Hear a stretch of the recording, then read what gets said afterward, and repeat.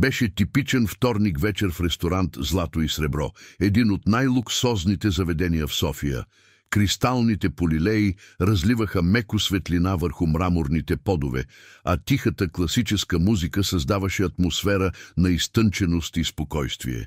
Елена, 26-годишна сервитьорка, привършваше смяната си с обичайната професионална усмивка, която носеше през целия ден. Работата в такъв ресторант изискваше перфектно държание, безупречна униформа и способност да обслужваш най-взискателните клиенти. Елена беше свикнала с всичко това. 3 години вече работеше тук, откакто се върна от чужбина. И макар работата да беше изтощителна, тя й позволяваше да плаща наема и да помага на майка си в родния град. Когато вратата на ресторанта се отвори в 9 часа вечерта, всички служители вдигнаха погледи. Влезе висок мъж в бял традиционен арабски костюм, последван от 3 мъже в тъмни костюми, очевидно телохранители. Лицето му беше благородно, с остри черти и тъмни проникновени очи. Движеше се с естествена увереност на човек, свикнал с уважение и внимание. Управителят на ресторанта, господин Петров, веднага се затича към тях, раболепно се усмихвайки и кланяйки се толкова ниско, че почти докосна земята с чело. Никой не знаеше кой е този мъж, но богатството и властта лъхаха от него. Заведоха го до най-добрата маса в заведението, до прозореца с изглед към светлините на града. Елена наблюдаваше сцената от разстояние, докато подреждаше салфетки на една от масите си. Беше свикнала да вижда богати клиенти, но този мъж излъчваше нещо различно, някаква аура, която караше всички наоколо да се напрягат и да се стараят да направят впечатление. Господин Петров махна с ръка към Мартин, най-опитният сервитьор в ресторанта, мъж на средна възраст, с години опит в обслужването на VIP клиенти. Мартин се приближи към масата с професионална усмивка, но след минута се върна с стреснато изражение. «Не говори български», прошепна той на управителя. «Опитах английски, опитах френски, опитах немски, нищо, само арабски». Господин Петров побледня. Това беше кошмар. Как да обслужиш клиент, който очевидно е много богат и важен, ако не можеш да комуникираш с него? Той се обърна към останалите сервитьори с отчаяние в очите. Някой говори ли арабски? Моля ви! Всички поклатиха глави. Кристина знаеше испански и италиански. Георги беше живял в Лондон и говореше отличен английски. Но арабски? Никой. Елена почувства как сърцето й заби посилно. Тя знаеше арабски. Говореше го свободно, дори перфектно. 3 години беше прекарала в Дубай, работейки като преводач в голяма корпорация, преди да се върне в България заради болестта на майка си. Но никога не беше споменавала това на работа. Нямаше причина. Освен това, Елена предпочиташе да остава на заден план, да си върши работата тихо и да не привлича внимание. Но сега, гледайки как управителят се поти от стрес, а милиардерът седеше на масата си с изражение на нарастващо раздразнение, Елена знаеше, че трябва да каже нещо. «Аз говоря арабски», каза тя тихо. Господин Петров се обърна към нея толкова бързо, че чут не се препъна в собствените си крака. «Какво? Ти? Елена, сигурна ли си? Живях в Дубай 3 години. Работих като преводач». Очите на управителя се разшириха. През цялото време една от неговите служителки говореше арабски и той не е знаел. Но сега нямаше време за въпроси. «Добре, върви, обслужи го. Направи всичко възможно да бъде доволен». Елена сне фартуха си, изправи униформата и се отправи към масата на мистериозния гост. Краката й леко трепереха, не от страх, а от вълнение. Колко време беше минало, откакто е говорила арабски с някого. Майчиният език беше български, но годините в Дубай бяха направили арабския почти втори език за нея. Когато застана до масата, 3 телохранители я оглеждаха внимателно. Мъжът в белия костюм вдигна очи към нея. За момент в погледа му имаше леко изненадване, после любопитство. Елена се усмихна професионално и заговори на чист класически арабски. Елена донесе водата и сока на Амир и остана до масата, за да приеме поръчката му. Но вместо да отвори менюто, той го отложи на страна и я погледна директно. «Разкажи ми за времето си в Дубай», каза той. «Какво те отведе там?» Въпросът беше неочакван. Елена не беше свикнала клиентите да задават лични въпроси. Обикновено те поръчваха, ядяха и си тръгваха. Но нещо в начина, по който Амир я гледаше, я накара да отговори честно. «Бях млада и исках да видя света», каза тя. «Намерих работа като преводач в строителна компания. Беше добро преживяване». «Защо се върна?» Елена се поколеба. Това беше много лично, но пак нещо в топлината на погледа му я накара да продължи. «Майка ми се разболя. Трябваше да се върна да се грижа за нея». Амир кимна бавно. «Семейството е най-важно. Това решение говори много за теб». Той взе чашата с вода и отпи глътка, после продължи. «Знаеш ли кой съм, Елена?» «Не, Господи, тя Мир, не знам». Той се усмихна. «Добре, това е освежаващо. Повечето хора, с които се срещам, вече знаят кой съм, какво притежавам, колко струва. Общуват с позицията ми, не с мен». «Вие сте важен човек, това е очевидно», каза Елена внимателно. «Важен за някои хора, обикновен за други», отговори той философски. «Но нека поговорим за нещо по-интересно. Работиш тук от колко време?» 3 години. И преди това живееше в Дубай 3 години. Значи си на 26, може би 27. 26, потвърди тя, изненадана от точността му. «И какво искаш да правиш с живота си, Елена? Със сигурност не искаш да бъдеш сервитьорка завинаги». Въпросът я улучи право в сърцето. Колко нощи беше лежала будна, мислейки за същото. Работата в ресторанта беше временна, поне така си беше казала в началото. Но 3 години минаха и тя все още беше тук, обслужвайки маси и усмихвайки се на клиенти. «Искам да открия свой бизнес един ден», призна тя.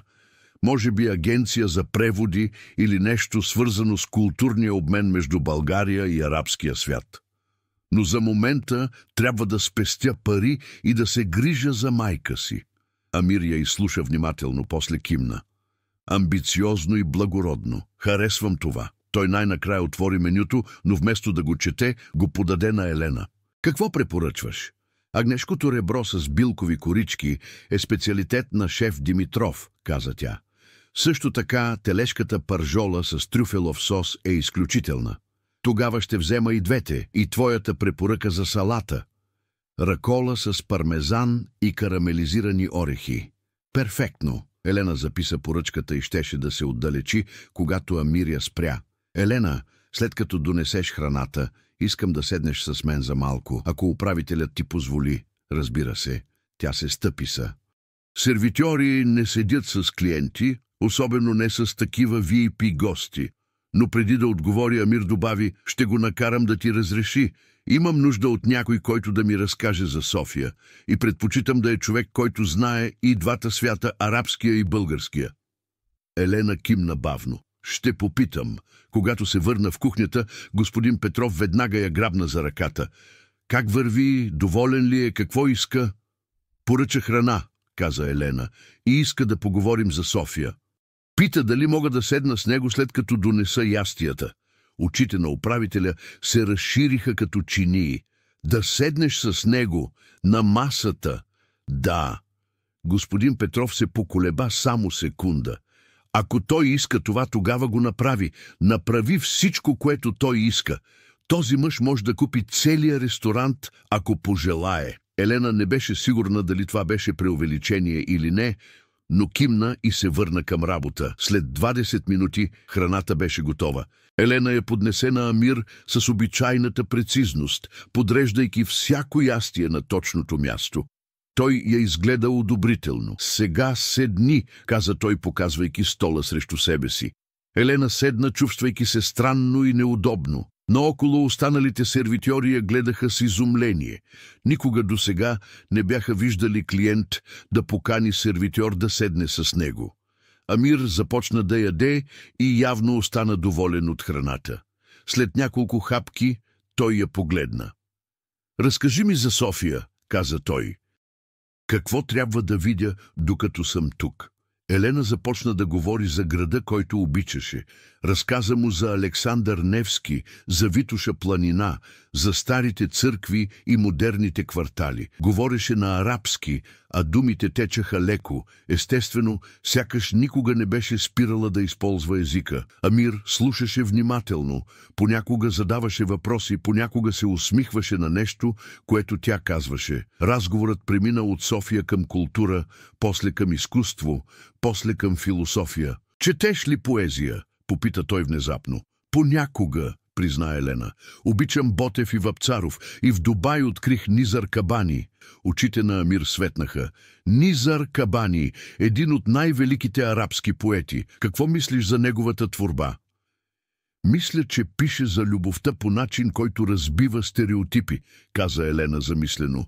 «Той показва, че арабската култура не е само строга традиция, но също и страст, емоция, човечност». Амир се усмихна широко. «Точно така. Виждаш дълбочината зад думите».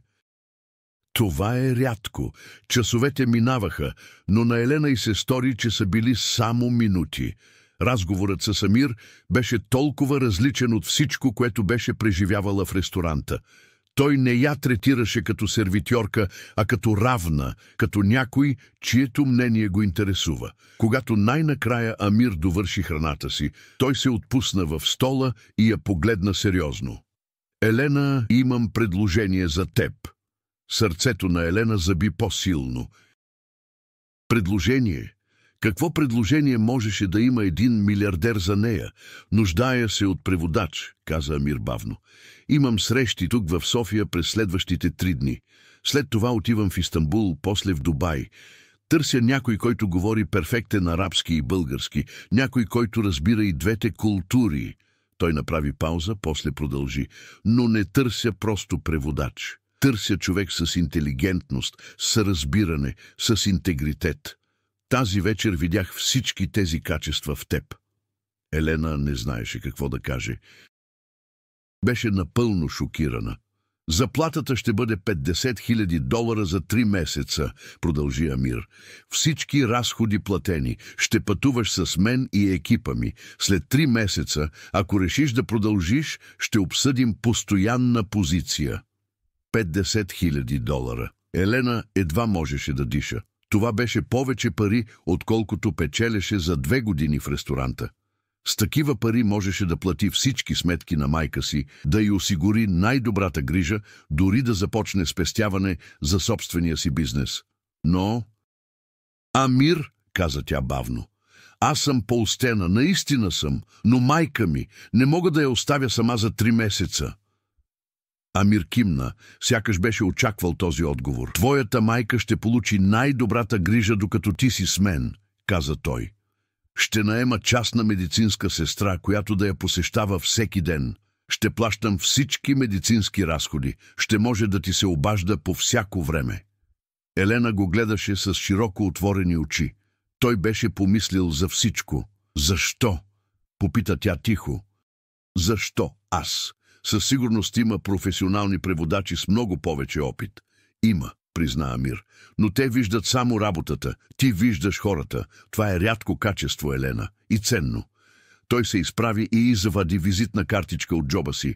«Не искам отговор сега, помисли. Обади ми се утре до обяд». Елена взе картичката с треперещи пръсти. На нея имаше само име и телефонен номер. Амир Алфараби. «Ако откажеш, ще разбера», каза той мека. «Но ще съжалявам. Вярвам, че би била перфектна за тази роля».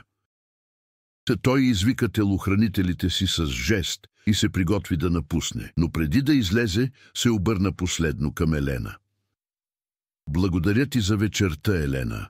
Беше най-добрият разговор, който съм водил от много време». След като той и охраната му излязоха, целият ресторант експлодира в шум. Господин Петров се затича към Елена, лицето му червено от вълнение. «Какво стана? Какво говорихте толкова дълго? Доволен ли беше? Остави ли бакшиш?» Елена погледна масата. До чашата с вода имаше плик.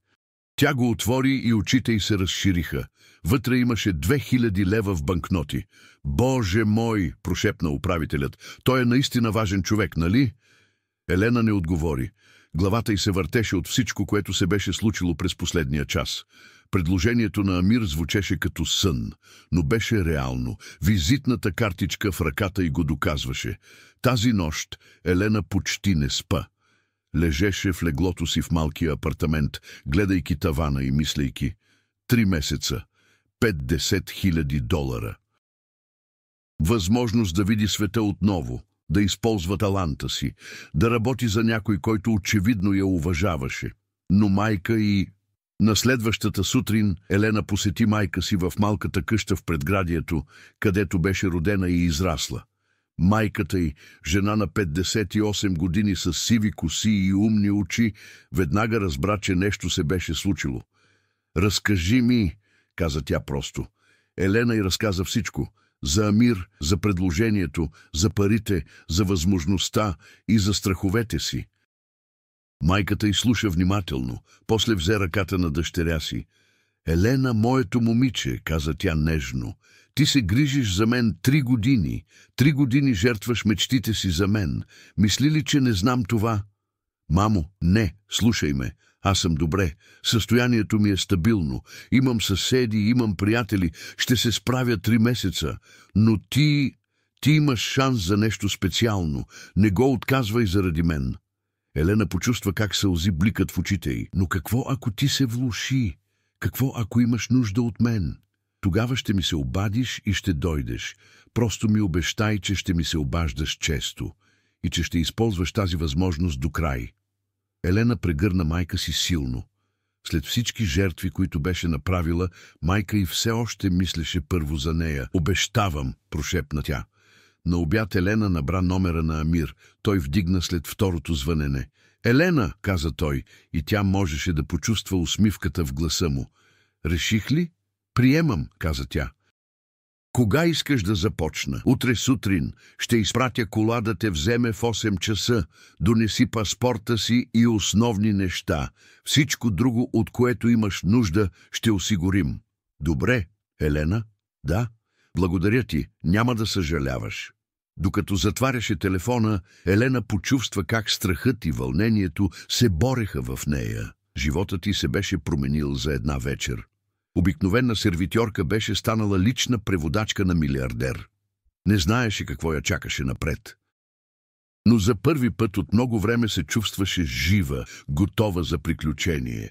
Черната лимузина пристигна точно в 8 часа. Елена беше готова, с малка раница на гръб и коктейл от нерви и вълнение в стомаха. Прегърна майка си един последен път, обещавайки да се обажда всеки ден, и седна в колата. Отведоха я до 5-звезден хотел в центъра на София, където Амир беше отседнал. В луксозния лоби тя беше посрещната от една от телохранителите, висок мъж на име Карим, който говореше малко български. «Господинът те очаква», каза той кратко и я поведе към асансьора. Апартаментът на последния етаж беше нещо от друг свят. Огромни прозорци с изглед към целия град, мебели, които изглеждаха като произведения на изкуството, и атмосфера на безупречна елегантност. Амир я посрещна с топла усмивка. Беше облечен в бизнес костюм този път, изглеждаше още по-внушително, отколкото в традиционното облекло. «Добре дошла, Елена», каза той на арабски. «Готова ли си за първата си задача?» «Готова съм», отговори тя, чувствайки как увереността й започва да се завръща. «Добре, имам среща с българските министри след час. Обсъждаме инвестиции в технологична инфраструктура. Нуждая се от теб да преводиш, но също и да обясняваш културните нюанси, когато е необходимо». През следващите 3 дни Елена изживя вихрушка. Преводи на срещи с правителствени служители, бизнес-лидери, инвеститори. Всяка среща беше урок в дипломация, стратегия, международен бизнес. Амир беше проницателен и изключително интелигентен преговарящ, но също така справедлив и уважителен към всички, с които разговаряше. Елена бързо разбра защо й беше нужна. Не беше само превод на думи. Беше превод на смисъл, на културен контекст, на невербалните сигнали, които можеха да променят хода на цяла среща. Когато един български бизнесмен използваше саркастичен хумор, тя го обясни на Амир като културна норма, а не като неуважение. Когато един министър беше уклончив в отговорите си, тя го сигнализира дискретно. На третата вечер, след последната среща, Амир я покани на вечеря в същия ресторант «Злато и сребро». Този път обаче не като сервитьорка, а като негова колега. «Свърши отлична работа», каза той, след като се настаниха. «Помогна ми да осигуря 2 големи договора, които иначе можеше да се провалят заради културни недоразумения».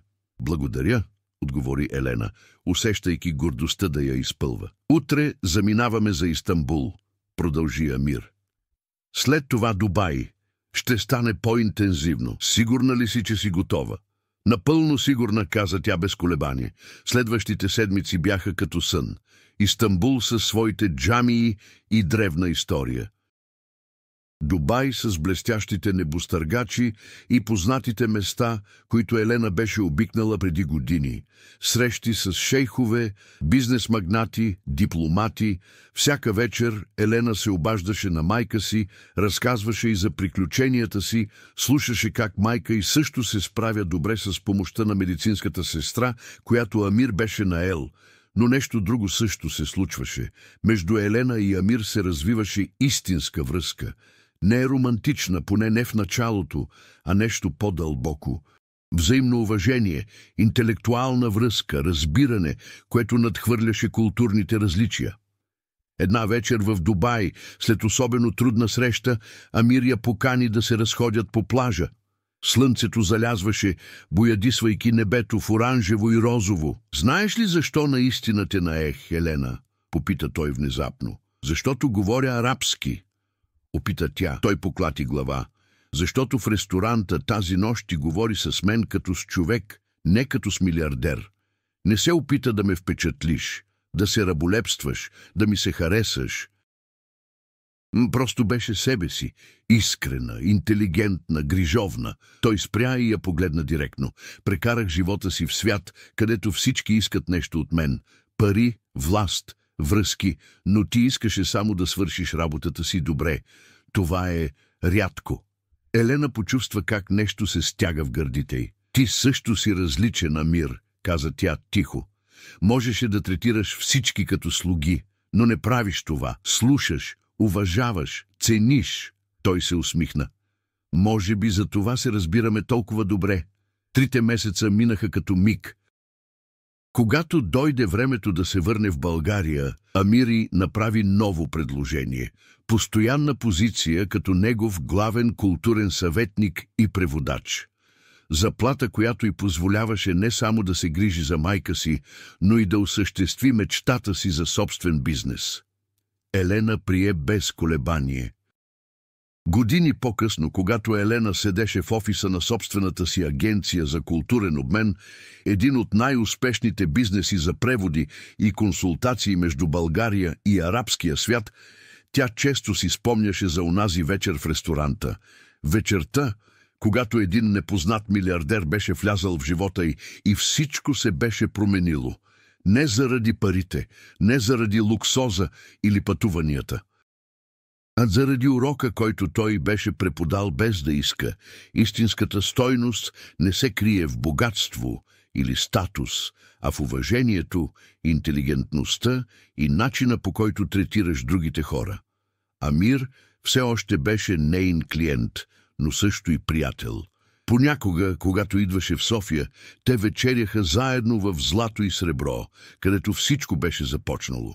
Управителят винаги им даваше същата маса до прозореца, където веднъж една обикновена сервитьорка беше заговорила перфектен арабски и животът ти се беше променил завинаги.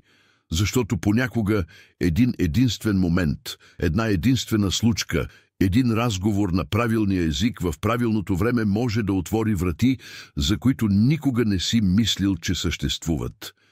И понякога най-важният език, който можем да говорим, не е арабски или български, а езикът на уважението, искреността и човечността. Ако харесахте тази история, моля натиснете бутона за харесване и се абонирайте за канала, за да не пропускате нови вдъхновяващи истории. Напишете в коментарите от коя част на света ни гледате. Благодаря ви, че гледахте. Добър вечер, господине. Добре дошли в нашия ресторант. Аз съм Елена и ще имам удоволствието да ви обслужа тази вечер. Надявам се престоят ви в София да е приятен. Изражението на мъжа се промени мигновенно. Изненадата в очите му се смени с наистина искрен интерес. Той се облегна назад в стола си и я огледа с нов поглед, този път не като обикновена сервитьорка, а като някой, който заслужава внимание. «Говориш арабски», каза той на същия език, гласът му дълбок и приятен, и то много добре. Това е рядкост тук, в Европа. «Живях известно време в Обединените арабски емирства», отговори Елена спокойно. «Работата ми изискваше да науча езика основно». «Очевидно си го научила повече от основно», усмихна се той. «Диалектът ти е почти перфектен». «Откъде си го научила?» «Имах отличен учител в Дубай. Настояваше да говоря класически арабски, не само диалект». Мъжът кимна одобрително. «Класическият арабски е език на поезията и мъдростта. Твоят учител те е научил добре». Елена почувства как напрежението, което беше усетила в началото, започна да отслабва. Този мъж, въпреки богатството и властта си, говореше с нея с уважение, почти с топлота. «Мога ли да ви предложа нещо за пиене, докато разглеждате менюто?» попита тя. «Вода без газ и чаша прясно изцеден портокалов сок», отговори той. «И една услуга, ако обичаш». «Разбира се, господине». «Казваш се Елена, така ли?» «Да, господине. Моето име е Амир Алфараби и предпочитам да не ме наричаш господине през цялото време. Амир е достатъчно».